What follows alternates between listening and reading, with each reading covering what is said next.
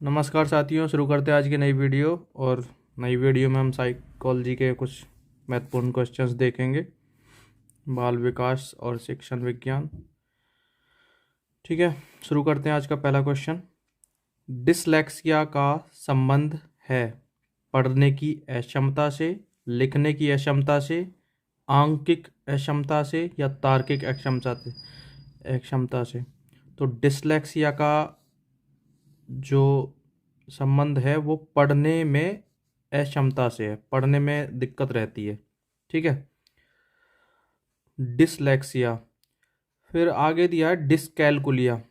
ठीक है, इसका मैथ से रिलेटेड होता है, गणितीय या आंकिक समस्याओं को समझने में कठिनाई। ठीक है, तो ये पूछा जाता है डिसकैलकुलिया किससे रिलेटेड है, तो मैथ से रिलेटेड है। ठीक है, और डिसलेक्सिया है पढ़ने में दिक्कत होती है। ठीक है, नेक्स्ट क्वेश्चन देखते हैं। बच्चों को सीखने हेतु अभिप्रेरित करने के लिए शिक्षक को बढ़ावा देना चाहिए। प्रतिस्पर्धा को कक्षा में प्रथम आने वाले बच्चे को पुरस्कृत करके, सीखने हेतु उचित स्थिति और वातावरण का सृजन करके, कक्षा में प्रतिभाशाली बच्चों की प्रशंसा करके। तो सीखने हेतु उचित स्थिति और वातावरण का सृजन करना चाहिए टीचर को। ठीक है,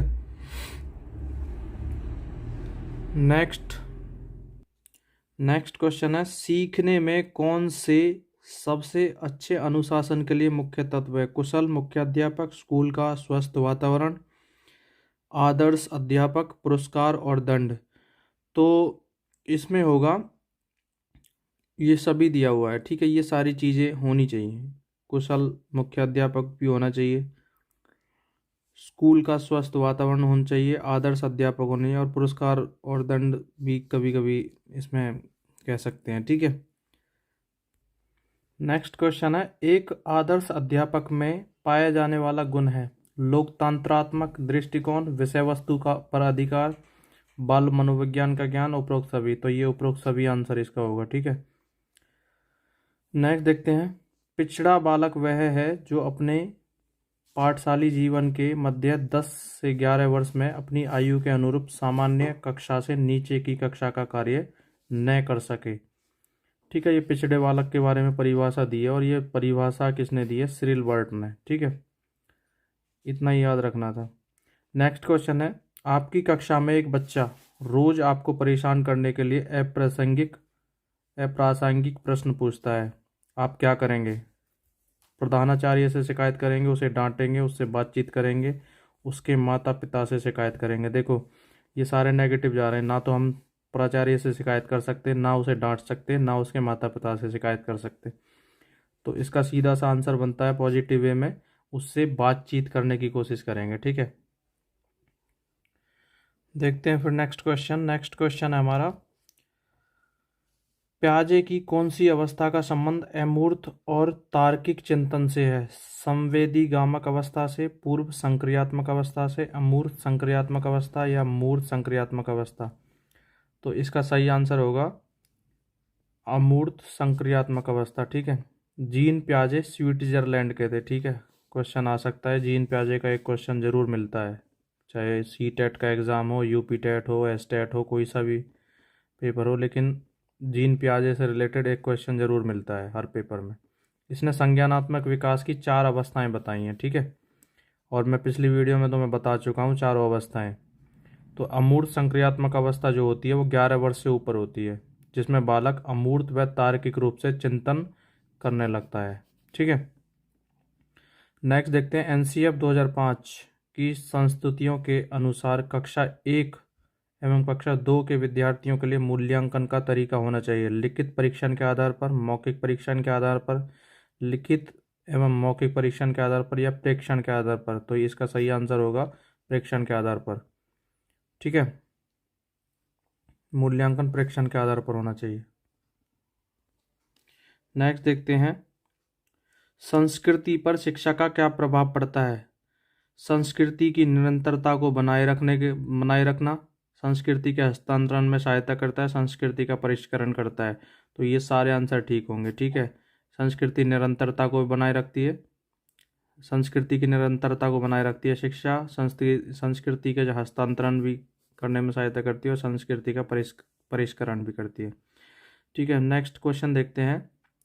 कोमल शिल्प उपागम संबंधित है रेडियो से, दूरदर्शन से, कंप्यूटर से, मनोवैज्ञानिक सिद्धांतों के अनुप्रयोग से। तो ये होगा मनोवैज्ञानिक सिद्धांतों के अनुप्रयोग से। ठीक है, नेक्स्ट देखते हैं। एक शिक्षिका का भावात्मक बुद्धि लब्धांक ऊंचा है, इसका तात्पर्य है कि वह उच्च बुद्धि वाली है, वह उच्च अनुशासन प्रिय है, वह हास प्रतिहास वाली है, वह संतुलित व्यवहार रखती है।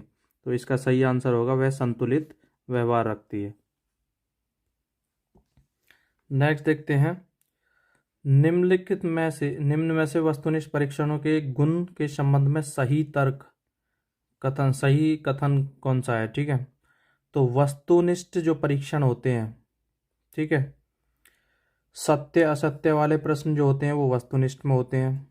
ठीक है, बहुसंख्यक चुनाव मिलान पूरक प्रकार के प्रश्नों पर आधारित होता है। ठीक है, और जो ये वस्तुनिष्ठ जो ये परीक्षण होते हैं, इनमें ये अधिक विश्वसनीय और वैध होते हैं।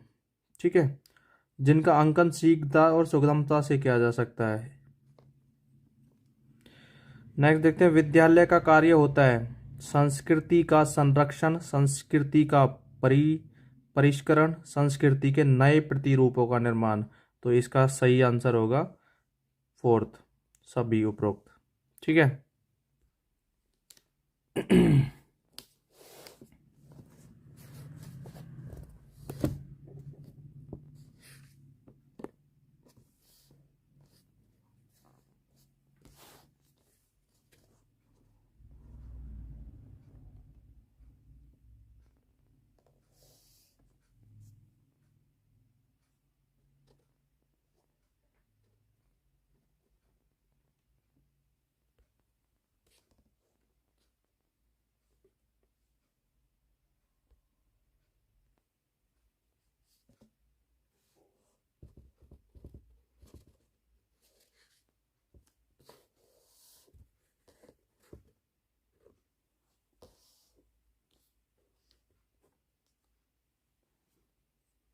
ये सारे हमें क्या करने हैं,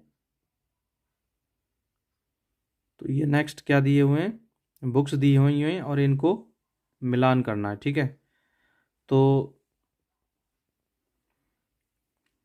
देखते हैं। रिपब्लिक पुस्तक जो है वो प्लेटो की है। ठीक है, एमिल एंड एजुकेशन रूसो की है, the school and society John Dewey की है, और संध्या विधि दयानंद सरस्वती की है। तो देखो इनको कनेक्ट करने के लिए किस तरीके से कनेक्ट कर सकते हैं। देखो ये प्लेटो है, मान लेते हैं हम किसी की शादी है और उसमें पब्लिक जो खाना खा रही है दोबारा से, या किसी भी तरीके से कनेक्ट कर सकते हो पब्लिक। ठीक है, पब्लिक किस में खाना खाती है, प्लेटो में, शादी में। ठीक है, प्लेट इसे कनेक्ट कर सकते हैं। एमिल एंड एजुकेशन, देखो एमिल में से मिल, एजुकेशन करेंगे कहाँ, रूस में, मिल करके एजुकेशन करेंगे रूस में। दी स्कूल एंड सोसाइटी, इसको देखो किस तरीके से, दी डीवी इस तरीके से कर सकते हैं। संध्या, इसमें देखो आधा अक्षर आ रहा है, और ये दयानंद, इस तरीके से देखो कनेक्ट कर सकते हैं। तो आसानी से याद भी रहेगा, और हमें तो क्वेश्चन जब पेपर में आता है तो बस पहचान करनी होती है, क्योंकि ऑप्शन टाइप आते हैं। तो इस तरीके से हम पहचान बना सकते हैं। ठीक है, पब्लिक से प्लेटो, पब्लिक किस में खाना खाती है, प्लेटो में, शादियों में। मिलकर एजुकेशन कहाँ लेंगे, रूस में। दी डिवी, संध्या इसमें आधा अक्षर आ रहा है, तो दयानंद इसमें भी आधा अक्षर आ रहा है।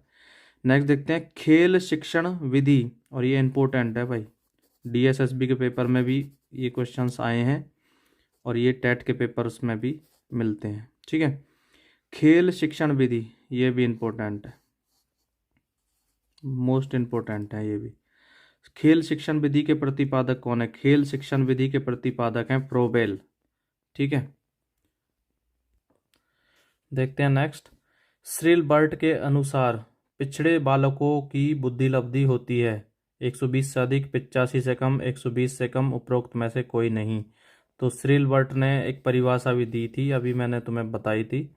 तो ये 85 से कम होती है, पिछड़े पिछड़े जो बालक होते हैं उनकी बुद्धि लब्धि। मैंने बताया था वो अपनी कक्षा से नीचे की जो कक्षा होती है उसका भी कार्य नहीं कर पाते, तो उनको पिछड़े बालकों में काउंट किया है। किसने? श्रीलबर्ट ने। मैंने परिभाषा अभी बताई थी तुम्हें। नेक्स्ट देखते हैं, प्राय लड़कियां गणित में कमज़ोर होती हैं, यह क्या है? देखो, ऐसा कुछ नहीं होता है लड़कियां मैथ में कमज़ोर हों या किसी और सब्जेक्ट में कमज़ोर हों, ऐसा कुछ नहीं होता है। ये सब लोगों की सोच है। तो ये अनुसंधान पर आधारित धारणा है, सत्य धारणा है उपरोक्त, इस तरीके से ये गलत है। लैंगिक पूर्वाग्रह है ये, कि लोगों ने अपने मन में पहले से ही ये धारणा बनाई हुई है कि लड़कियां तो यार मैथ में कमज़ोर होती हैं, लेकिन ऐसा कुछ नहीं होता है। ये सब पुरानी बातें हैं। ठीक है, तो यहाँ देख लेते हैं। यह लैंगिक पूर्वाग्रह पर आधारित धारणा है जिसका मुख्य आधार स्त्री और पुरुष की जैविक बनावट न होकर दोनों के विषय में प्रचलित रूढ़िगत धारणाएं होती हैं। ठीक है, नेक्स्ट देखते हैं, प्रतिभाशाली बालकों में निम्न विशेषता होती है: अधिक महत्वाकांक्षा, बुद्धि लब्धि 110 से अधिक, विस्तृत शब्दकोश, उपरोक्त सभी। तो ये उपरोक्त सभी प्रतिभाशाली बालक, ठीक है, जिनकी बुद्धि लब्धि 110 से अधिक होती है। देखते हैं नेक्स्ट, सृजनवाद में बच्चे सीखने की प्रक्रिया में निष्क्रिय रूप से प्रतिभाग करते हैं। शिक्षा शिक्षक केंद्रित होती है। शिक्षा तो देखो, सृजनवाद में शिक्षक केंद्रित हो ही नहीं सकती, बाल केंद्रित होनी चाहिए। शिक्षा बाल केंद्रित होती है, ये सही है सृजनवाद में। ठीक है, नेक्स्ट देखते हैं, निम्नलिखित में से कौन सी परिस्थिति में बच्चे का संवेगात्मक एवं सामाजिक विकास अच्छे से होगा? जब बच्चे को महत्वपूर्ण माना जाए और उसकी भावनाओं का सम्मान किया जाए, बच्चे को अधिक से अधिक पढ़ने को कहा जाए, बच्चे के कक्षा में अच्छे अंक आए, जब शिक्षक बच्चों को उनके बौद्धिक स्तर के अनुसार पढ़ाए। मेरे हिसाब से इसका आंसर बौद्धिक स्तर के अनुसार पढ़ाए तो ज़्यादा ठीक होगा। तो इसका आंसर ये नहीं होगा, इसका आंसर यही होगा, जब बच्चे को महत्वपूर्ण माना जाए और उसकी भावनाओं का सम्मान किया जाए। ठीक है, तो ये सही इसका आंसर होगा। देखते हैं नेक्स्ट, बच्चों में अच्छे चरित्र के निर्माण के लिए पाठ्य पुस्तकों में चरित्र निर्माण संबंधी पाठ होने चाहिए। चरित्र निर्माण के लिए व्याख्यान दिए जाने चाहिए। कक्ष गतिविधि इस प्रकार से हो कि बच्चों को चरित्र निर्माण में सहायता मिल सके, या महापुरुषों की जीवनी के बारे में। तो क्या होगा इसका? कक्ष गतिविधि इस प्रकार से हो कि बच्चों को चरित्र निर्माण में सहायता मिल सके। ठीक है, नेक्स्ट देखते हैं, भारत के शैक्षिक इतिहास में किसने प्राथमिक शिक्षा का मौलिक अधिकार संबंधी बिल धारा सभा इंपीरियल काउंसिल में प्रस्तुत किया? ठीक है, ये किया था गोपाल कृष्ण गोखले ने। ठीक है, पुराने टाइम में, और 1910 में, मार्च 1910 में प्राथमिक शिक्षा के मौलिक अधिकार संबंधी बिल को पास किया था। ठीक है, बड़ौदा नरेश के सामने।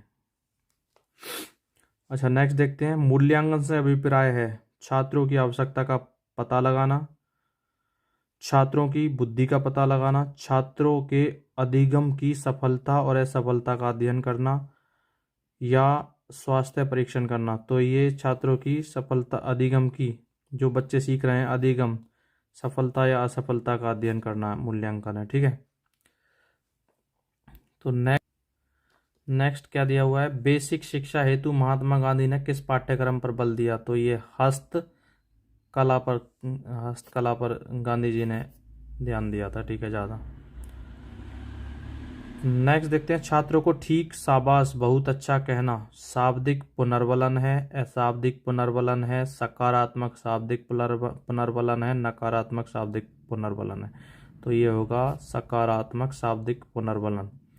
देखो, पुनर्बलन से तात्पर्य उस उद्दीपन से है जो किसी अनुक्रिया की भविष्यगत संभावना को बढ़ाता है। पुनर्बलन छात्रों को ठीक, शाबाश या बहुत अच्छा कहना सकारात्मक शाब्दिक पुनर्बलन का उदाहरण है। नेक्स्ट देखते हैं, श्रव्य दृश्य सामग्री का उद्देश्य है जिसको हम सुन भी सकते हैं, देख भी सकते हैं, वो सामग्री जो होती हैं, जैसे टेलीविज़न वगैरह ये होते हैं। ठीक है, शिक्षण को प्रभावशाली बनाते हैं, छात्रों में सृजनात्मकता उत्पन्न करते हैं, छात्रों को क्रियाशील बनाते हैं, या विषय वस्तु में अरुचि उत्पन्न करते हैं। तो इसमें काफ़ी सारे ऑप्शंस ये दिए हुए हैं, तो यहाँ ये नीचे ऑप्शंस दिए हैं, तो ये इसमें से क्या है, अरुचि उत्पन्न करना, तो देखो ये नेगेटिव वे में जाता है। देखो क्रियाशील बनाना, एक्टिव करना बहुत ज़रूरी है बच्चों को, सृजनात्मकता उत्पन्न करना ये भी ज़रूरी है, और प्रभावशाली बनाना ये शिक्षण को ये भी ज़रूरी है। तो फर्स्ट, सेकंड और ये थर्ड, तो पहला ऑप्शन इसमें ठीक हो जाएगा, ये इसका आंसर होगा। तो ठीक है साथियों, आज के लिए बस इतना ही, मिलते हैं नेक्स्ट वीडियो में। इसी तरीके से हम सारे पेपर्स को कराते रहेंगे, तो बने रहिए वीडियो में आगे के लिए भी। Thank you.